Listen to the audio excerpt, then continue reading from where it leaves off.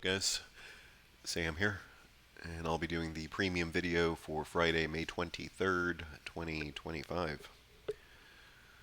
So we do still have about 90 minutes to go before the market closes, but I don't really think too much will change that will change the scope of what we're going to be looking at here. So certainly an interesting start to the trading day today. We got a double tweet of news. The first one was Apple tariffs, and then followed up by Europe tariffs.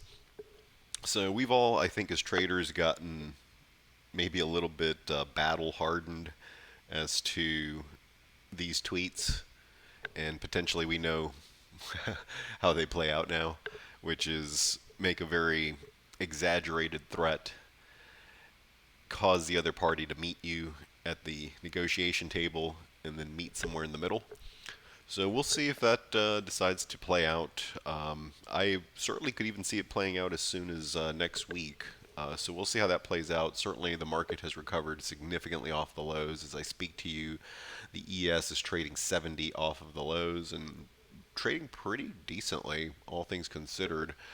So let's dive in. We'll start with the indexes as we usually do. This is going to be a little bit more of a we need to look under the covers kind of video, because for the first time in a good amount of time, we have the unthinkable, which is going to be a down week. You can see here on the weekly candle there, it's going to be a down candle. Truly the unthinkable. So let's dive in. Let's see what we find. As usual, we'll kind of look in the corners of the market to see if any risk is hiding somewhere that we might not be privy to, and we will get ready for next week. So to start, let's start with the weekly chart here. And again, this has been pretty much the same score now for some time. No changes here to the indicator, still in a no trend situation. No trend because essentially where you are now, you were, basically last year. So it's gone basically sideways. However, like I tell you in every video, whenever you see a no trend label, always train your eyes to look below, and that is the direction that you should trade in. So when it says no trend, the arrows become the principal indicator to be using. And as of now, we still have no changes to the indicators here as well. So the weekly chart remains unchanged, not really anything there. On the daily chart, again, still no real changes. Very similar situations, just a better score. This one's a neutral up. This one's a neutral up because it actually has a green cloud, so that's certainly helping the overall structure. But here we also have no trend, right? So what do we do when we have no trend? We look below, and that becomes the direction that we should still be focused in, which is still up for now. So far, to me, this all looks just like a retest of the 200 here, kind of a breakout, from that previous level that acted as resistance here, and then previous support here became resistance here, and the idea is that now previous resistance should become current support. So at least for now, the market is holding exactly where it needs to hold. You really wouldn't want to see it go too much further. At some point, I would imagine we have to close this gap, but ideally, that's not for some time to come. So from an indicator perspective on SPY, there really is no changes here, despite the fact that it's a down week. I do like the fact that we did come back and test the 200 here, because that was always kind of a question, right? We never really got a chance to test it. We just kind of gapped up above it. And to get this kind of rounding top, come back and test it, just to see if it's firm, if it's any good. I think that can provide a good confirmation for now. Now, of course, if we come back on Tuesday and it's no deal and triple tariffs and all the bad stuff, then of course this little nexus of support will not work. But at least for now, it is working, and it seems like the market is expecting something to materialize probably as soon as Monday, as is tradition with the tariff stuff. Let's go to the Qs.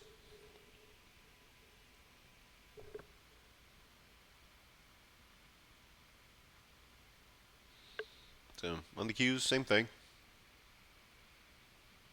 Pretty much identical It is a little bit better on the weekly chart. It's a stronger version of neutral, which is like saying it's a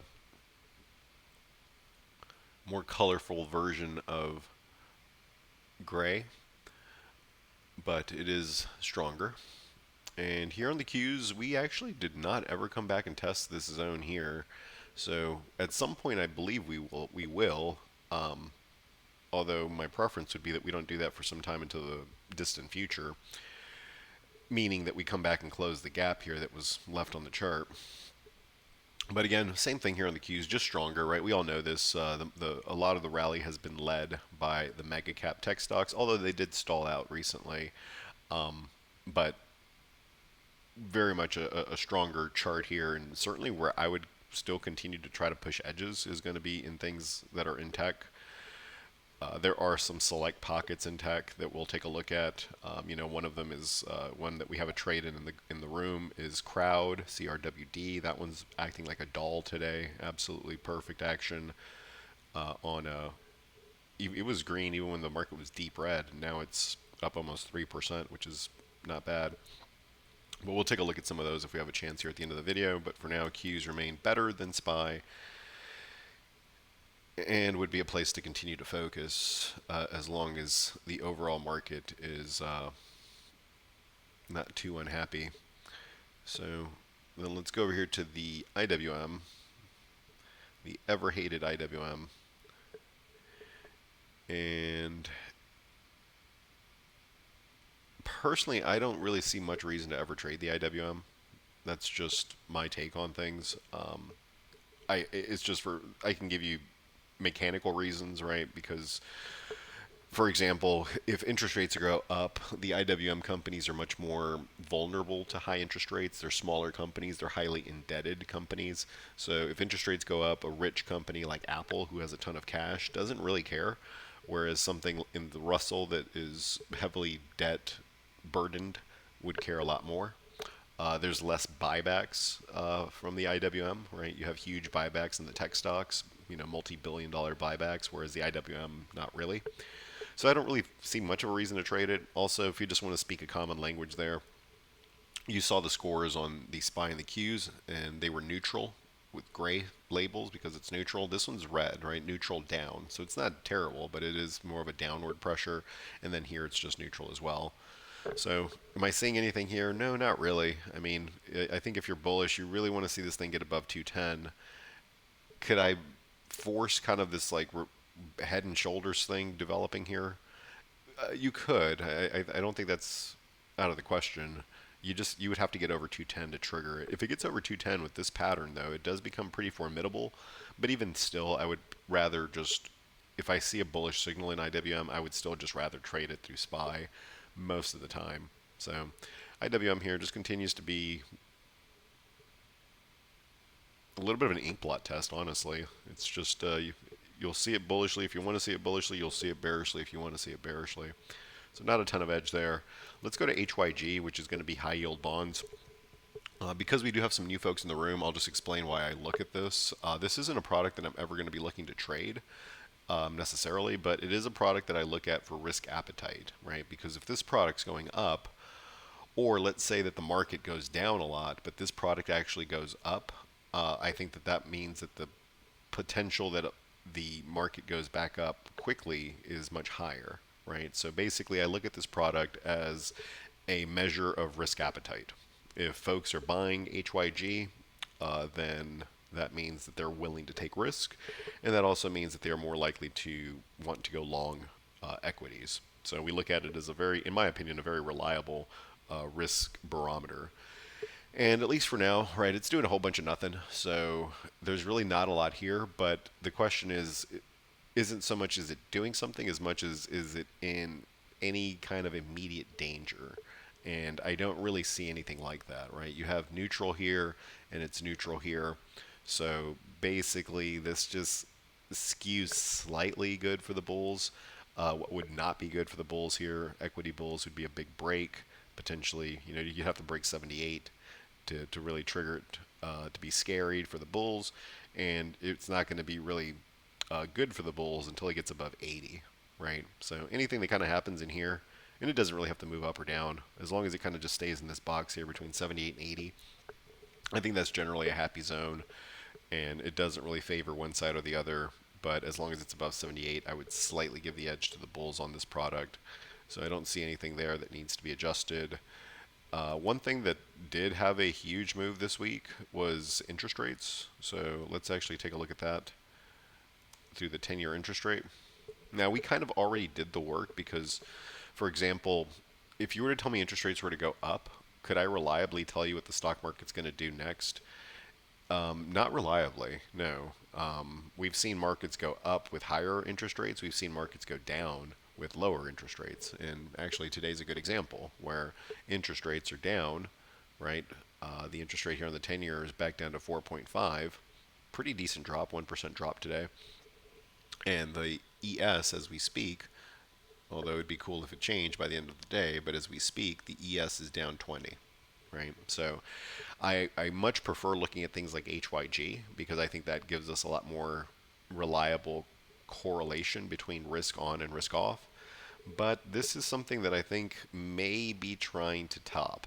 Now, these might be famous last words, but let me actually show it to you in a different way. So I'm going to show it to you through the long bond, which is ZB.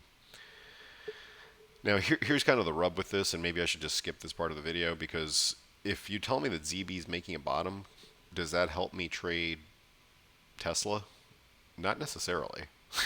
The only thing, if you could tell me ZB is making the bottom, the only thing that really helps me trade is TLT, like just the direct product for what we're looking at. But if you were in the room, right, if you're in the main room there, for those of you that are watching on the from the main room that are members, we covered this in the room, and there's a couple things here that you're looking for a bottom, right? So one, this chart sucks, right? I think that's a decent enough way to describe it. It's a max bear negative 100. Very bad chart. The weekly chart's a strong bear, negative 90 out of 100. So what you really want to see is you want to see capitulation, right? You want to see capitulation in the form of just like this puke through a major low with high volume in a reversal candle. So there's 3 points. You want to see high volume through a support level on with a reversal candle. So I think that this qualifies.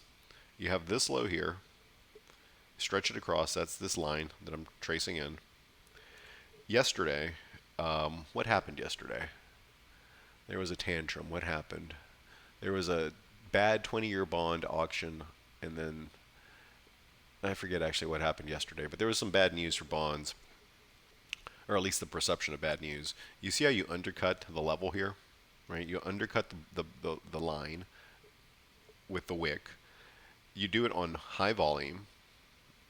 You can see there, it's almost double the average volume, very high volume there. And it's a reversal candle, right? It's a little bit of a hammer candle with the wick, and it closes near the highs. And then today, if it were to close exactly here, you'll have made a higher close than the reversal candle. So this is like step one in terms of reversing this. This has been kind of something that has been a boogeyman for the market. So my thought process is, if this is putting in a potential low here, I don't even want to call it a bottom, but let's say a potential low, then that actually will have positive reverberations for stocks. So for now, and again, I'm not calling for a low here or a bottom of any kind necessarily, but the three pieces that I would look for, high volume, a break of a low, and a reversal candle, all in one day, happened yesterday. So that if that sticks, that is not a bad thing for the bulls. Let's go over to the VIX products. So let's look at the VIX, and we'll speed it up here just a touch. What's funny is we're doing all this work here on this Friday, but if there's a bad tweet this weekend, all of this work goes out the window, which is always fun.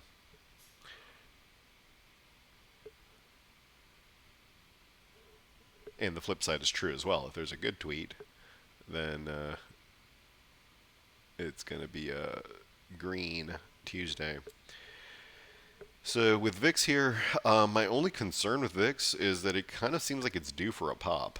And the reason I say it's due for a pop is because you've had this huge crush of the VIX, right? It's just been this steady, steady, steady selling all the way back down to the support zone here.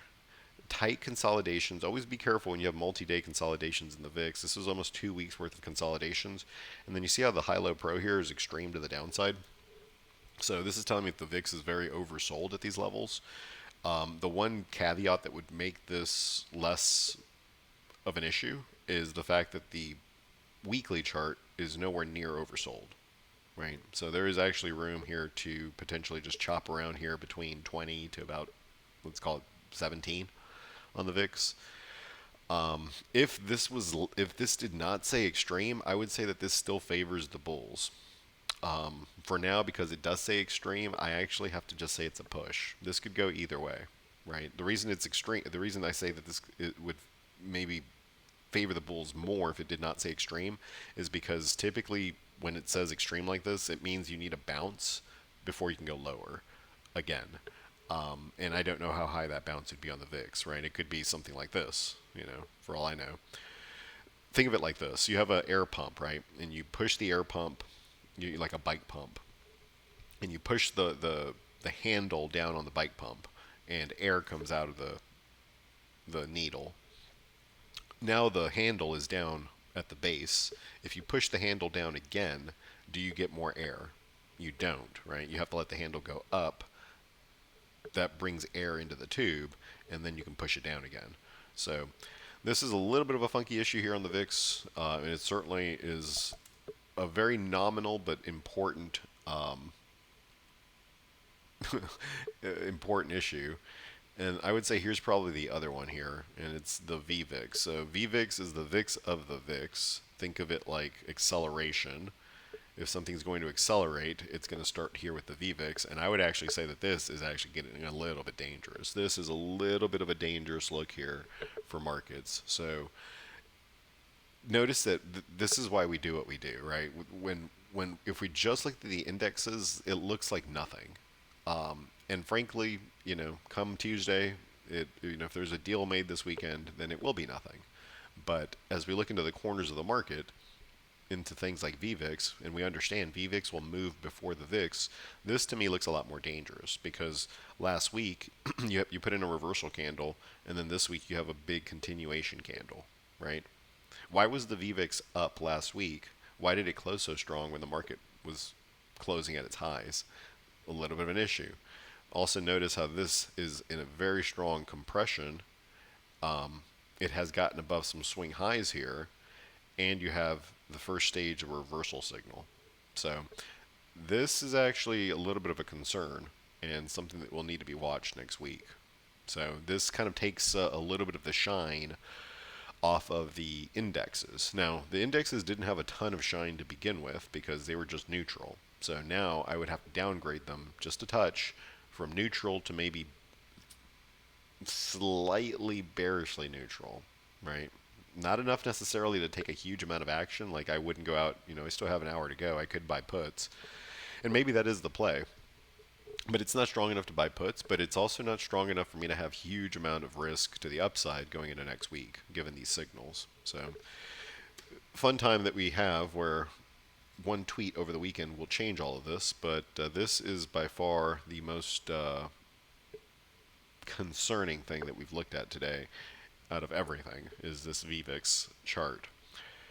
So I'll go ahead and wrap it there. I'll just kind of rapid fire a couple of open trades that I have with the room for those of you that want to take a look at any of them. Now, I've been calling it the old man trades, where most of my book is long, what I would consider really boring old man stocks. I can't say I've enjoyed it, to be honest. I have a book full of old man stocks, and then I have one that's like a really high momentum stock. And the high momentum stock, which should be red today. Like this stock should be red because the market's red, is actually deep green. So this was not on my bingo card, although I will certainly take it because I was expecting my boring stocks, which I'll show you, Telephone, T, SO, Southern, XLP, Coca-Cola. you know, I'm like a 95-year-old man over here. I was expecting those to be green because they're defensives, and I was expecting to eat a crap sandwich on Crowd because it's high beta tech. But here we are with Mr. Crowd trying to break out up 3%, massively outperforming the Nasdaq. Pretty impressive, actually, a new high. Nothing bad about a new high. So I would say that this is actually probably one of the better ones that I see. The only caveat is if you're not already in it, you only have until next Friday to play it, unless you want to take the risk into earnings. But in terms of a setup, this is a rather elite setup, and we got into this yesterday with $470 butterflies that are 20 wide that expire next Friday. If you're not already in this one and you want to circumvent earnings to some degree, then one that I was looking to buy today was CYBR. And I thought, well, NASDAQ is red to start the day. I thought I'd be able to get this on a discount.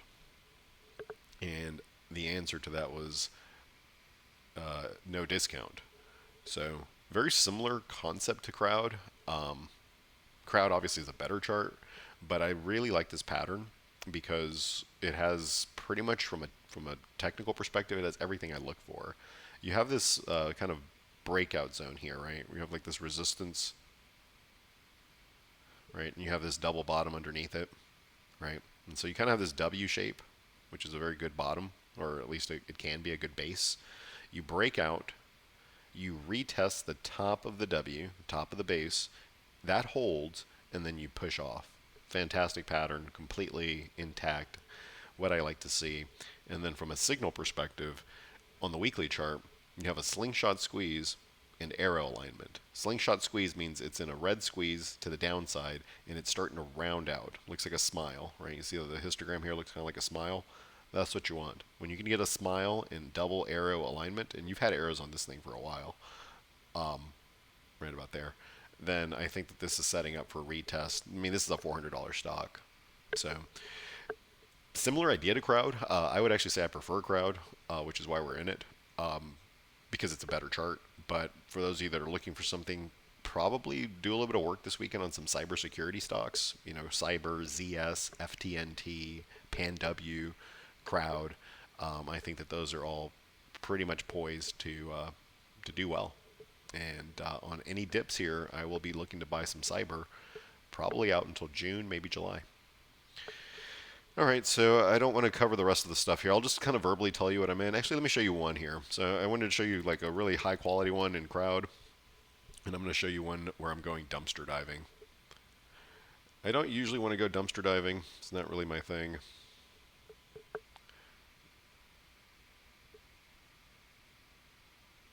But if you're going to go dumpster diving, then have a good plan. And with this one, it's going to be PTON. So this is kind of my speculative pick.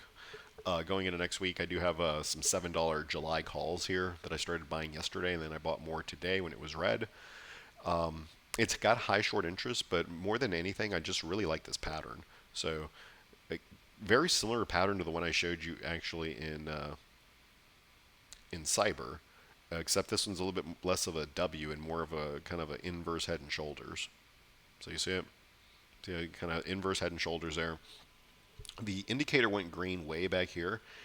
Even during this giant pullback, the indicator's still green, and now you have double arrows that you got over the last couple weeks showing aligned thrust, so that's good. And then the daily chart here, even though it's completely sideways for the most part, the indicator loves it. Like, this could be stronger, and frankly, it will be. Like, the reason that this isn't significantly stronger is because the spread here between these two lines isn't big enough. But you see how the green is above the red there for the first time? It's hard to see, but the red is actually above the middle. That is an incredibly good signal. So for those of you that have my indicators in the room, this is a really, really good signal because you're getting the arrows and then you're getting the crossover, but the crossover is happening with the red line still above the center.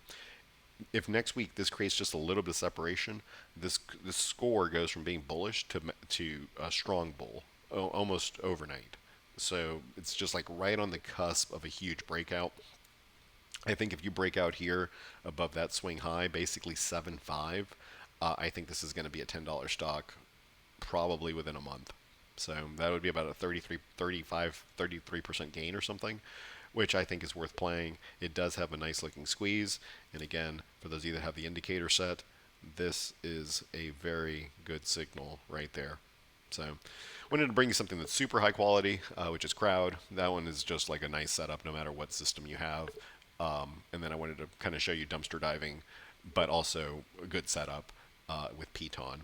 So that is what is on my book going into next week. Now, we do have a sale going on at Simpler for the indicators that you see on the screen currently. You guys get a chance to see my indicators every Friday, and then all of you, of course, are in the room every day that are members. If you're interested, or if you've been interested in checking out the indicators, the sale does end on Tuesday. I think right now they're discounted 20%, but it's only until Tuesday. So I think that's a really good deal. Even if it's not my indicators that you resonate, if it's with another trader's indicators, let's say it's Taylor's or somebody else's indicators, I think they're all on sale for 20% off. I'll include a link in the description box below if you're interested in checking that out. And again, the sale ends on Tuesday, so if you've been wanting to get any of these indicators to help your trading, now is a great time. All right, guys. Well, that is my time. Just wanted to take a little bit longer time this video because for the first time in a month we have a down week, so the board is shaken a little bit. But for the most part, I would skew it still neutrally up with a very cautious eye on that VVIX that we looked at. It's not an issue until it's an issue, but if there's going to be an issue, that's one of the first things to occur. And then, of course, we'll see what kind of tweets we get this weekend. I wouldn't be overly surprised to see a deal on Monday. I think that folks want to see this get resolved, and historically speaking, all this tariff stuff has resolved relatively quickly, or more quickly than most people expect. So we'll see how that goes. All right, guys. Well, it is a long weekend. I wish you a safe Memorial Day. Have fun. Go outside, do something. Play with your dog, play with your cat, feed a squirrel. And I will see you guys back in the room on Tuesday, and I'll see you back here on YouTube next Friday. Cheers. Hey traders, this is Sam with Simpler Trading. I want to thank you for watching today's video. Hopefully you found the information in it helpful. If you did, leave us a like, leave us a comment. It really does help us out with the algorithm. And if you want to see us trade live with our own real money and be part of the community, come and check us out at simplertrading.com.